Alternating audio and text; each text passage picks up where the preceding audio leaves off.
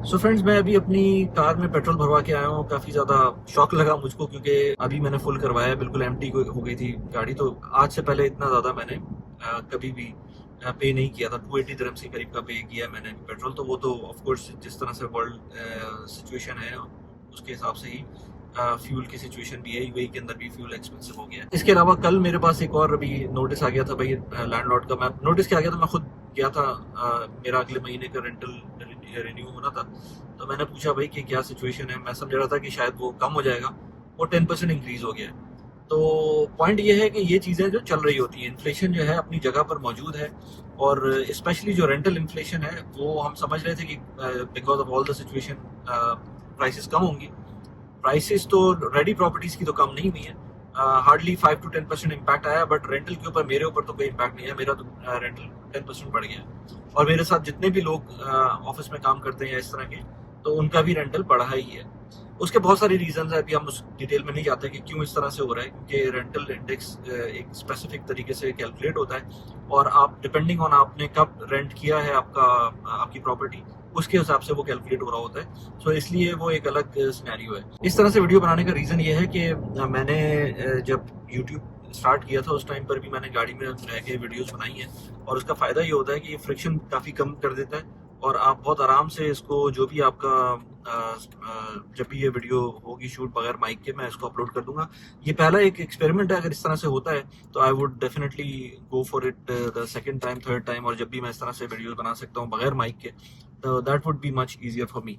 But anyways, मुझे अभी basically जो वीडियो बनाने का रीज़न था वो ये कि मेरे दो कोलीग्स हैं, एक इजिप्शियन और एक पाकिस्तानी। दोनों ने एक सिमिलर किस्म की बात की। मैंने कहा इसके ऊपर बात होनी चाहिए, क्योंकि जो एक बहुत बड़ा प्रॉब्लम मैं देखता हूँ एक्सपैट कम्युनिटी के अंदर, चाहे वो किसी भी नेशनैलिटी से हो, उनको लगता है कि रियल एस्टेट बैक होम एक बहुत बेहतर इन्वेस्टमेंट होती है, जो कि मेरी समझ से बाहर है कि लोग क्यों अभी तक समझ नहीं पा रहे हैं। इनफैक्ट मेरे जो पाकिस्तानी कोलीग थे, उन्होंने तो अपनी जो प्रॉपर्टी है वो एग्जिस्टिंग प्रॉपर्टी सेल कर रहे हैं।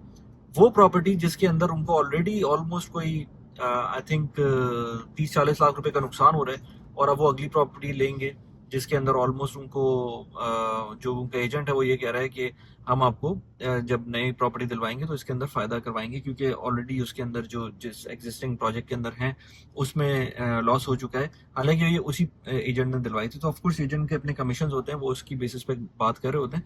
बट मैंने उनको समझाया कि इस तरह से देखें, चलें ठीक है, आप अगर करना चाहते हैं तो कर लें, क्योंकि वो पैसिव इनकम चाह रहे थे, रेंटल इनकम चाह रहे थे। बट उसके अंदर जो कैविएट्स होते हैं, जब भी आप रियल एस्टेट लेते हैं तो उसके अंदर बहुत सारे मसले आते हैं जो कि सामने एविडेंट नहीं होते। आपको ऐसा लगता है कि रेंट आ रहा है, रेंट बहुत अच्छा है, इसके थ्रू ही मैं सारा काम कर सकता हूँ, इसके अलावा मेरे पास कोई ऑप्शन नहीं है पैसिव इनकम का। मैंने उनको समझाया इस चीज़ पे कि आप देखें ठीक है, आप अगर आपको करना है इस चीज़ को, रेंट पे लेनी है प्रॉपर्टी, उसको लेके रेंट पे देना है, आप कर लें। But at the same time stocks को जरूर देखें, और स्टॉक्स को दोनों पॉइंट ऑफ व्यू से देखें, चाहे वो यूएई के स्टॉक्स हों, चाहे वो लेट्स से पाकिस्तान के स्टॉक्स हों, या लेट्स से यूएस के स्टॉक्स हों। ज़्यादा मुश्किल में ना जाएं, आप सिंपल ईटीएफ इन्वेस्टमेंट कर लें। ईटीएफ इन्वेस्टमेंट्स के अंदर आप अगर पाकिस्तान के ईटीएफ के अंदर देखेंगे तो मीज़ान के कुछ ईटीएफ्स हैं जो अवेलेबल हैं, वो आप ले सकते हैं over the long period of time, क्योंकि आप जब प्रॉपर्टी लेते हैं तो वो भी एक लॉन्ग पीरियड ऑफ टाइम के लिए लेते हैं। So why not to go for the stocks as well. Stocks के अंदर जब आप इस तरह से इन्वेस्ट करेंगे तो आपको लॉन्ग पीरियड ऑफ टाइम के ऊपर, as we seen before, multiple videos में बना चुका हूँ कि कितना फायदा होता है। कुछ उनको समझ में आई बात, क्योंकि देखिए स्टॉक जब भी आप प्रॉपर्टी में इन्वेस्ट करते हैं तो ये एक बिग टिकट आइटम होता है। इसमें जब आप let's say crore, 2 crore, 3 crore, 4 crore, what ever the amount है, उस पर बात करते हैं तो आपकी एक बहुत बड़ी अमाउंट लग रही होती है। बहुत सारे लोग कैश पे भी बाय कर रहे होते हैं। So rather than doing that, आप थोड़ा सा अपना प्रॉपर्टी का पोर्टफोलियो कम करके आप अपना स्टॉक का पोर्टफोलियो बढ़ाना शुरू कर दें। और वही अगेन ईटीएफ के अंदर बात कर रहा हूँ मैं। अच्छा, ये तो एक पॉइंट हो गया ना। जो मैं मेरा एक जो कोलीग था इजिप्शियन, वो ये कह रहा था कि यार मुझको मेरा एक अपार्टमेंट है जो कि 5 साल से खाली पड़ा हुआ है। मैंने कहा खाली क्या क्या कर रहा है भाई, खाली पड़ा रहेगा? कह रहा था यार मुझे कभी जाना हुआ तो मैं मूव करूंगा उसके अंदर। तो मैंने कहा तुम्हारी एज अभी जो है लेट्स से 35 है, तो तुम मूव करोगे, I don't know, may be retirement के बाद मूव करो। तो फ़ायदा क्या इस तरह की प्रॉपर्टी का जो कि खाली पड़ी हुई है, कोई रिज़ल्ट भी नहीं दे रही है। हालाँकि मेरा खुद भी अपना घर पाकिस्तान के अंदर मौजूद है, बट मैं उसमें जाके रहता हूँ। उस घर में तो वो जाके खुद भी रहता भी नहीं है। तो और प्लस ये कि उसके पास कोई और एसेट्स भी नहीं है। चलें आपके पास मल्टीपल एसेट्स होते हैं ना, तो आप कहते हैं चलो एक एसेट ऐसे ही रखा हुआ है, ये फॉर द सेफ साइड रखा हुआ है। बट आपके पास कोई भी एसेट नहीं है, कोई भी आपकी इन्वेस्टमेंट्स नहीं है, तो आप उसके बावजूद एक ऐसी डेड इन्वेस्टमेंट के अंदर पिछले 5 साल से इन्गल्फ्ड हैं।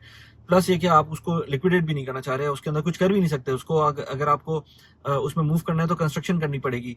तो आपकी ऐसी डेड एसेट पड़ी हुई है, तो आप उसको डेफिनेटली कुछ आपको करना चाहिए। भले आप उसको रेंट पे दें या आप उसको लिक्विडेट करके कोई और काम करें। तो ये स्टेप लेना मेरे ख्याल से बहुत सारे लोगों के लिए एक प्रॉब्लम होती है। अब इजिप्शियन स्टॉक मार्केट का तो मुझे नहीं पता था, तो मैंने उसको ये बोला कि आप ठीक है इजिप्शियन स्टॉक मार्केट में जाओ ना जाओ, बट आपको यहाँ पर रहते हुए जब आपको एक अच्छा मौका मिला हुआ है यूएई में रहते हुए, तो why don't you invest in the US stocks. तो कहते हैं मैं यूएस स्टॉक्स में कैसे इन्वेस्ट करूँ। मैंने कहा यार बहुत ईजी है, आप किसी भी ब्रोकरेज फर्म में चले जाएं। लेट्स से सरबा के अंदर मैं खुद भी इन्वेस्ट करता हूँ, या इवन अब तो वियो बैंक बहुत अच्छा आ गया है, उसके थ्रू भी बल्कि मैंने उसके ऊपर वीडियो बनाई है अभी recently, but I don't know कि वो कब तक आएगी। वो आएगी तो फिर उसको भी देख लीजिएगा। बट सरबा के थ्रू आप इन्वेस्ट कर सकते हैं, और उसके अंदर एज लो एज $500 से स्टार्ट कर सकते हैं, एंड हर महीने आप $500, $1000, whatever you want to invest आप कर सकते हैं। प्रॉब्लम ये होती है कि लोग जब अब स्टॉक्स में इन्वेस्ट करते हैं ना, तो उनको वो नंबर्स नजर आना शुरू हो जाते हैं। वो उनको नजर आता है कि यार इसके अंदर मैं जब इन्वेस्ट करूंगा तो मेरे पैसे बढ़ने ही चाहिए। ये खुद ही, ये जो मेरे इजिप्शियन कोलीग्स हैं, कोलीग साहब हैं, ये कह रहे थे कि यार ये एमआर का स्टॉक इतना नीचे चला गया, मैंने बाई किया था। मैंने कहा मुझसे तो पूछा नहीं था तुमने कब बाई किया था। कह रहा था कि यार वो मैंने अभी कुछ दिनों पहले बाई किया था, जब ये नीचे गया था, ये और नीचे चला गया। तो मैंने कहा यार वो तो इंडिविजुअल स्टॉक्स तो कुछ भी हो सकता है ना, ऊपर नीचे हो सकते हैं, इसके अंदर तो आप कुछ नहीं कर सकते। आप ईटीएफ लें, ईटीएफ के थ्रू ही आप जब आप इन्वेस्ट करते हैं उसके अंदर, तो फिर ठीक है वो भी ऊपर नीचे जा सकता है। But at the same time वो क्योंकि ब्रॉड मार्केट ईटीएफ आप इन्वेस्ट करेंगे, तो आपको फायदा ये होगा कि जो उसका लो आई मीन डाउन साइड है वो कम हो जाता है, अप साइड भी कम होता है उसका, लेकिन डाउन साइड कम होता है। तो आप एक तरह से सेफ रहते हैं over the long period of time, let's say 10 years 15 years, उसके अंदर आपको इवेंचुअली फायदा ही होगा। ये चीज उसको समझ में तो आ गई, but he still was not sure. फिर वो कहता है कि यार सर्वा जो है वो मुझे ऐसी छोटी कंपनी है, मुझे नहीं पता कि क्या उसकी बैकिंग है, किस तरह से मैं उसमें करूं, तो मैं बैंक के अंदर कर देता हूँ, व्यू बैंक में कर देता हूँ। मैंने कहा ठीक है व्यू बैंक में कर दो, बट सर्वा या कोई भी इस तरह की कंपनी जो होती है वो अगर आप उसकी देखेंगे ना डिटेल्स, तो आपको पता चलेगा कि किस तरह से ऑपरेट कर रही है। That is very important to understand कि कोई भी ब्रोकरेज हाउस जिसमें आप इन्वेस्ट कर रहे हैं वो कैसे इन्वेस्ट कर रहे हैं, उसके खुद की कस्टोडियन ब्रोकर क्या है, ये सारी चीजें आपको पता होना चाहिए। सर्वा के एंड में मैंने पिछले 5 साल से वीडियोस बना रहा हूँ, तो मुझे पता है।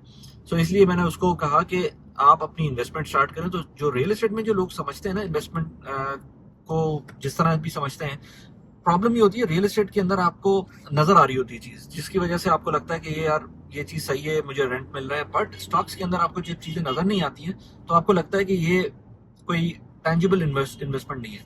जबकि जो स्टॉक मार्केट है वो आपको एक जो उसकी बैकिंग हो रही होती है वो भी प्रॉपर कंपनीज होती हैं, फिजिकल कंपनीज होती हैं, जो वो बैक होता है, जो आपके स्टॉक्स होते हैं वो उसको बैक कर रहा होता है। सो आई थिंक सबके लिए it is important to understand कि जो स्टॉक्स हैं वो एक बहुत जबरदस्त एसेट क्लास है। बहुत छोटे लेवल से आप स्टार्ट कर सकते हैं। आप एज आई सेड कि $500 से स्टार्ट कर सकते हैं, $1000 से स्टार्ट कर सकते हैं। प्रॉपर्टी के लिए आपको बहुत बड़ी अमाउंट चाहिए होती है। अब स्टेक वगैरह के ऑप्शंस हैं। जब आप अगर आप प्रॉपर्टीज में इन्वेस्ट करना चाहते हैं तो आपके पास स्टेक या इस तरह के जो क्राउड फंडिंग प्लेटफॉर्म्स होते हैं, इसमें प्रॉब्लम इसमें भी ये होती है कि ये भी लॉन्ग टर्म के लिए रखना होता है। तो जो भी इन्वेस्टमेंट करनी होती है वो लॉन्ग टर्म के लिए रखनी होती है। मेरा पॉइंट सिर्फ ये था कि आप अपनी वेल्थ क्रिएशन या इन्वेस्टमेंट जो कर रहे होते हैं या इन्फ्लेशन से बचने के लिए जो चीज भी कर रहे होते हैं, उसमें रियल एस्टेट से आगे भी बढ़ के देखें। आपको सिर्फ और सिर्फ ये नहीं होता कि आप घर ले लें, फ्लैट ले लें, उसको रेंट पे चढ़ा दें, यही एक चीज नहीं होती इन्वेस्टमेंट या पैसिव इन्वेस्टमेंट, वही चीज नहीं होती है। आपके पास बहुत सारे और ऑप्शंस भी होते हैं। मैं अब इस तरह की वीडियोस मैं बना तो रहा हूँ। मैं लेट मी सी के जब ये गाड़ी चल रही थी तो मुझे लग रहा था जो क्लैंप है इसका ये थोड़ा सा हिल रहा है। आई एम नॉट श्योर कि how would the quality would look like, और ऑडियो कैसी आएगी इसकी वो मैं देखूंगा। अगर अच्छी आती है तो इसका फायदा ये होगा कि मेरे पास ज्यादा कंटेंट होता है। अब मैं जैसे जा रहा हूँ किसी भी जगह पर, अगर मुझे माइक नहीं चाहिए, कुछ नहीं चाहिए, सिर्फ एक फोन लगाना है, और दिन का टाइम है, रोशनी वोशनी सही है, तो I can make video like this. So do let me know, comment कीजिएगा कि इस तरह से सही है। अगर आपको ये सही लगता है ये format, so I would make more videos about different topic. In fact अगर आप कोई कमेंट भी करेंगे ना तो मैं उसके ऊपर भी वीडियो बना दूंगा। अगर मुझे ये चीज़ आसान लगने लगी तो there is no problem for me to make videos. Just मुझे थंबनेल और टाइटल का सोचना पड़ेगा। आप डेफिनेटली कोई भी क्वेश्चन करें, वो मुझको बताएं, and I will make sure कि मैं उसके ऊपर वीडियो बनाऊं। इस वीडियो के कमेंट के अंदर जो भी कोई क्वेश्चन करेगा मैं उस पर अलग से वीडियो बनाऊंगा। Do let me know. अगर किसी को कोई पर्सनल चीज डिस्कस करनी है तो I have 1-on-1 option as well. मैं उसके अंदर कॉल्स भी लेता हूँ 1-on-1। प्लस ये कि मैं मेरी एक व्हाट्सएप कम्युनिटी भी है, उसको भी आप ज्वाइन कर सकते हैं। एक और इम्पॉर्टेंट चीज़ ये कि मेरे एक फ्रेंड थे, वो मुझसे व्हाट्सएप पे बोलते हैं कि यार मैं जो ना सोच रहा हूँ कि वो कराची के थे, तो वो सोच रहे थे कि कराची से मैं जब दुबई से वापस जाऊँ तो मैं इस्लामाबाद मूव करूँ, मुझे कराची जाने की जरूरत नहीं है। So why don't I buy a property from now on, जबकि उनकी रिटायरमेंट को कुछ नहीं तो खुद भी सोच रहे हैं कि अभी ऑलमोस्ट कोई 10 साल हैं और 10 साल बाद वो सोचेंगे। तो मैं कहता हूँ यार, ये जो माइंडसेट है ना, ये भी सही नहीं है कि आपने जो जिस भी फ्यूचर सिटी में जाना है, सबसे पहले तो जरूरी नहीं है कि आपको प्रॉपर्टी शुरू से ही लेनी है। इंपॉर्टेंट ये है कि आपके पास इन्वेस्टमेंट्स ऐसी होनी चाहिए वो आपके जो जो एक्सपेंसेस है वो कवर करें।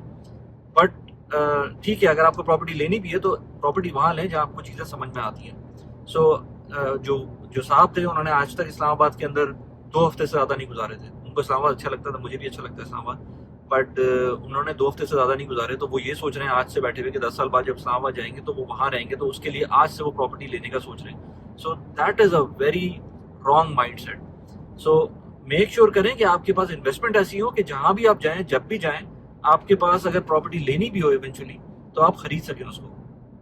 10 साल बाद की प्रॉपर्टी के लिए प्लान जरूर करें अभी से, लेकिन वही प्रॉपर्टी अभी से लेने की सोचें ना ज़्यादा, क्योंकि वो अगर लेंगे इस तरह से तो इट डजंट मेक सेंस। आप रिमोट रह रहे हैं, वहाँ पर नहीं है। स्टॉक्स का सोचें, ज़्यादा बेहतर है कि स्टॉक्स का सोचें। प्रॉपर्टी का अगर आपको करना है, अगर आप जहाँ रह रहे हैं, लेट्स से अगर मैं दुबई में रहता हूँ तो मैंने दुबई में इन्वेस्टमेंट की नहीं है, और मैं ये नहीं कह रहा कि दुबई में क्या, मैंने कराची में भी इन्वेस्टमेंट की है, बट मैं ये नहीं कहता कि प्रॉपर्टी में इन्वेस्ट ना करें। मेरा पॉइंट सिर्फ ये है कि आप लोग जो सोचते हैं ना कि real estate is the only asset class जिसके थ्रू आप इन्फ्लेशन को बीट कर सकते हैं या ये सब कुछ कर सकते हैं, तो ऐसा ना सोचें। रियल एस्टेट के अलावा बहुत सारे ऑप्शंस मौजूद हैं जिसमें आप इन्वेस्ट कर सकते हैं, स्पेशली स्टॉक्स के, जो कि पैसिव इन्वेस्टमेंट में आपको हेल्प आउट करता है। एंड स्क्रीन के ऊपर आपको कुछ वीडियोस नजर आ रही होंगी। मैंने अभी इस वीडियो के अंदर स्टेक की बात की, लेट्स से मैंने सर्वा की बात की। ये इन दोनों चीज़ों के लिंक आपको मिल जाएंगे यहाँ पर एंड स्क्रीन के ऊपर, आप उनको जाके देख सकते हैं। कैसी लगी वीडियो प्लीज मुझे बताइएगा। Thanks for watching the video, bye bye.